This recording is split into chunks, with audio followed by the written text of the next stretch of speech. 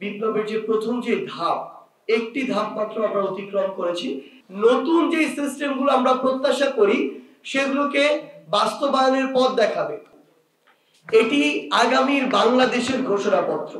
এটি কোনো নির্দিষ্ট দলের, মতের, ধর্মের, বয়সের মানুষের ঘোষণাপত্র নয়।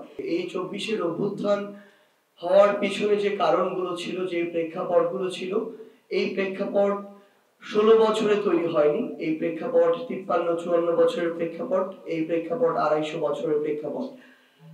আমরা আমাদের জায়গা থেকে মনে করি যে বিগত 16 বছরে এই প্রেক্ষাপট তার সকল মাত্রা অতিক্রম করেছিল এবং নির্যাতন, নিপীড়ন, অন্যায়, জুলুম, ক্ষমতার অপব্যবহার, সিন্ডিকেট, চাঁদাবাজি, মানুষকে জিম্মি করা, খুন, হত্যা, সকল কিছু এই বিগত 16 বছরে মানুষের যে ধৈর্যের বাঁধ, সেই বাঁধ ভেঙে দিয়েছিল। এবং সবশেষে আসলে এই 16 বছর এর নির্যাতন, নিপীড়ন শেষে এই 24-এর অভ্যুত্থানে, এই 24-এর কোটা সংস্কার আন্দোলন একটি যৌক্তিক আন্দোলন, একটি ছাত্রদের আন্দোলন দিয়ে শুরু হলো, এটি 5 আগস্টে গিয়ে শেষ হয় একটি বিপ্লবে।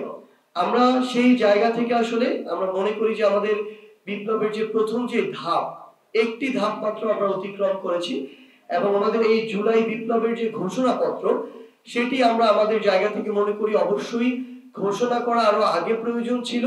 কিন্তু আমাদের জায়গা থেকে আমরা দেখেছি যে 2024-এর এই যে পুরো বাংলাদেশ রাষ্ট্রটির বিভিন্ন সিস্টেম, এই করাপ্টেড সিস্টেমগুলোকে একটি স্থিতিশীল অবস্থায় নিয়ে এসে সেখান থেকে কিছু করা, এটা একটা সময় সাপেক্ষ ব্যাপার হয়ে দাঁড়িয়েছে।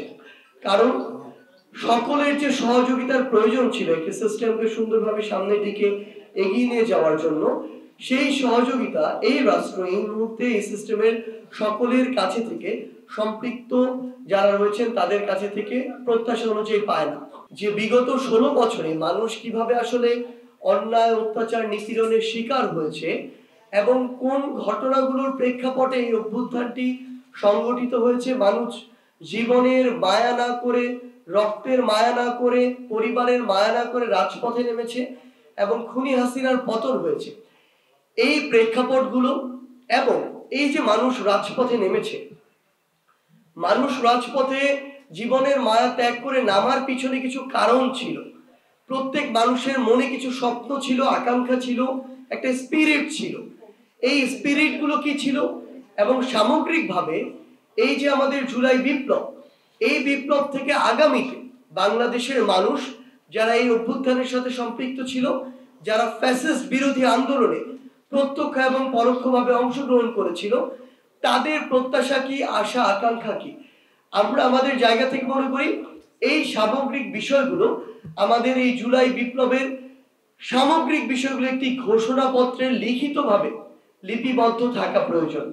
আমরা আমাদের জায়গা থেকে মনে করি এই ঘোষণাটি আমাদের সামগ্রিকভাবে পুরো বাংলাদেশের একটি লিখিত দলিল হিসেবে থাকবে, যেই দলিল আমাদের নতুন করে যে স্বপ্নগুলো, সেই স্বপ্নগুলোকে ধারণ করবে, যেই দলিল আমাদের বিগত সিস্টেমগুলোকে রিজেক্ট করবে, নতুন যে সিস্টেমগুলো আমরা প্রত্যাশা করি সেগুলোকে বাস্তবায়নের পথ দেখাবে।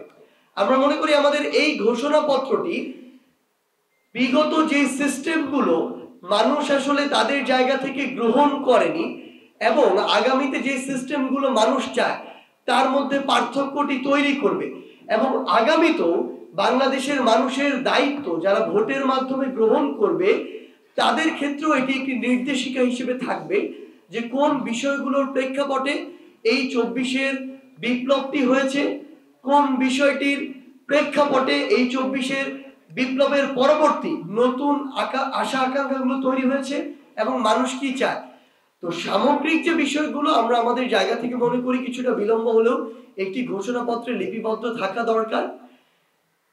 সেই বিষয়টি আসলে আমরা আমাদের এই প্রোক্লেমেশন অফ জুলাই রেভলিউশন আমরা সেখানে লিখিতভাবে লিপিবদ্ধ করব এবং আমরা এটি একটি খসড়া করেছি ইতিমধ্যে এবং এখানে বাংলাদেশের যারা এই অভ্যুত্থানের সাথে সরাসরি এই আমাদের বিপ্লবের সাথে সরাসরি অংশগ্রহণ করেছে, বিভিন্ন রাজনৈতিক দলের, মতের, ধর্মের, বয়সের যারা মানুষ রয়েছে, তাদের কাছে তাদের বিভিন্ন জায়গা থেকে মতামত নেওয়া হচ্ছে এটি সংশোধন, পরিবর্ধন, পরিমার্জন করা হচ্ছে এবং আমরা বিশ্বাস করি আমাদের এই বিপ্লব যেমন ফ্যাসিস্ট বিরোধী সকলকে ধারণ করতে পেরেছিল, আমাদের এই ঘোষণাপত্র সকলের আশা আকাঙ্ক্ষাকে ধারণ করতে পারবে।